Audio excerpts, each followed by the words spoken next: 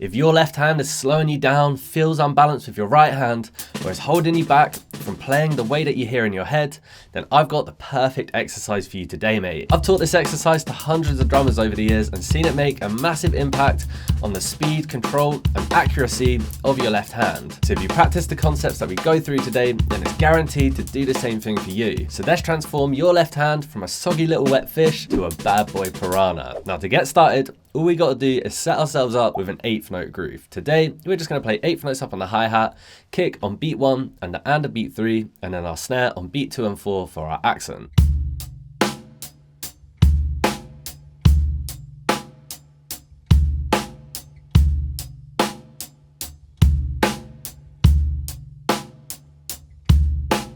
So now we got a foundation, we want to put your left hand through the ringer.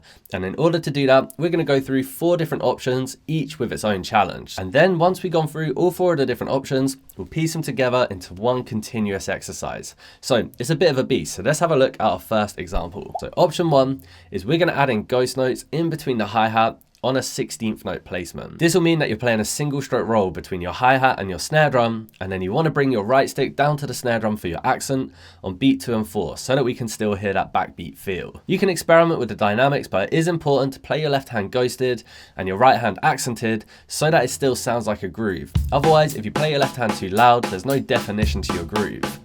So you want to make sure that everything is played nicely in unison, so there's no flams between the kick and the hi-hat, for example, and that you're playing your right hand accent as consistent as possible whilst keeping those 16th notes locked in. So that groove is going to sound like this.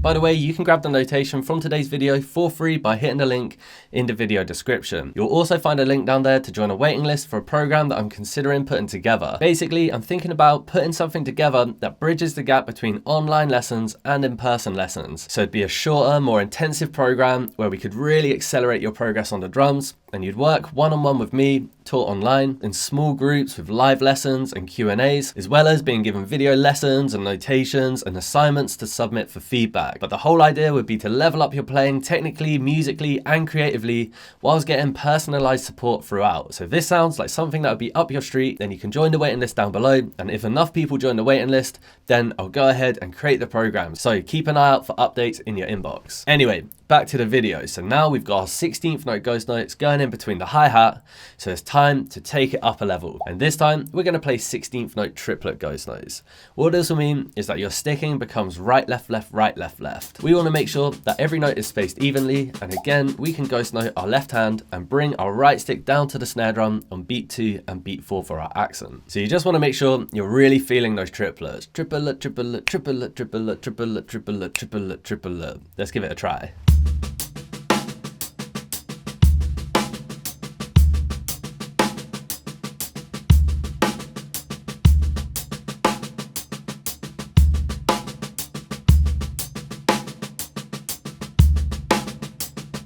Come on, man. That groove sounds so sick, but it's definitely a lot harder than just playing 16th notes in between.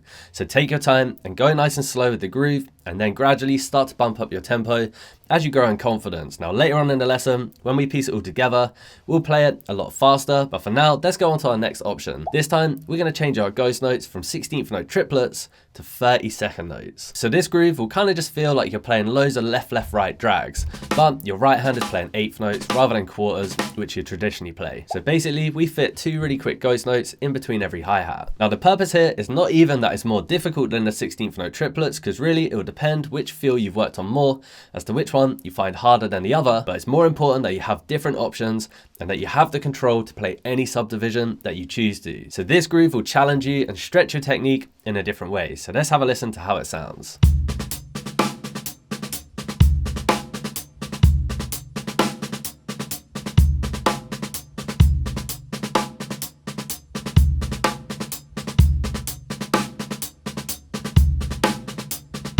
sick. So instantly there, you can hear it has a completely different feel in comparison to the 16th note triplets. And then our fourth option is we're going to replace our ghost notes with buzz strokes in between the hi-hat. Now there's a couple of ways you could play this. You could play those buzz strokes straight, but personally, I prefer the sound of swinging the buzz strokes, so playing them on the 16th note triplet here. To me, that's just a cooler sounding groove. So it kind of sounds like a shuffle, right, left, right, left, right, left, right, left. But then you want to buzz stroke the left hand instead of playing a single stroke. Again, just like the other options, we still want to bring our right hand down to the snare drum for our backbeat on 2 and 4. Then just push your left stick into the head of the drum to create those buzz strokes and try to keep the sound as consistent as possible. So this one isn't easy, mate. So let's have a listen to how it sounds.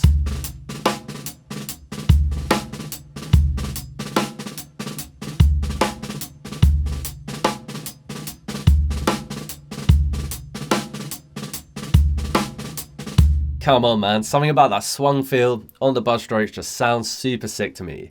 So now, once you've gone through each of the different options and you're feeling comfortable, you feel like you've got the control to play them all consistently, then your true challenge is to piece them all together into one long exercise. So we're going to play 4 bars of our standard 8th note groove, straight into 4 bars of our 16th note ghost notes, into 4 bars of our 16th note triplet ghost notes, into 4 bars of our 32nd note ghost notes, and finally into 4 bars of our swung buzz stroke phrase. So this exercise is now not just about can you play each option consistently, but it's also gonna test, do you have the control to swap from one to the other?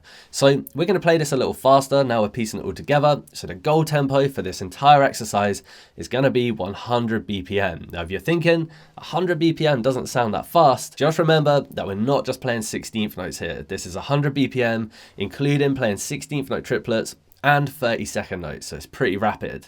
So let's have a listen to how that sounds.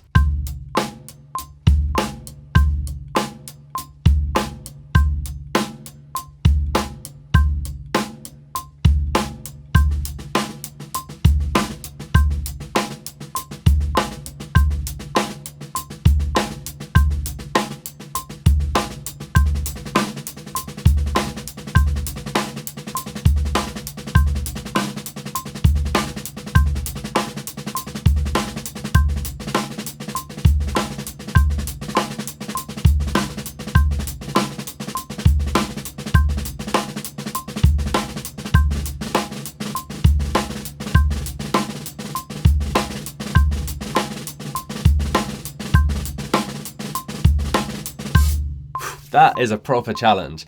And honestly, I've played that exercise for years and years, and I still think it's hard to play. So if this is new for you, make sure that you go nice and slow and really focus on the consistency of your sound, rather than going straight for playing super fast, because you don't want to play it fast but sloppy. Experiment with your tempo, experiment with the dynamics, and then once you've got full control over the exercise, you can also experiment with playing different grooves as your overall foundation. So you might want to move your kick around, for example. It's also worth knowing that when it comes to the triplet based patterns, you might need to swing your kick to make sure there's no flams between your left hand and your right foot. But it's really all just about experimentation. And then once you've got the control, you can also just improvise your own grooves and drop in little sections of each different option.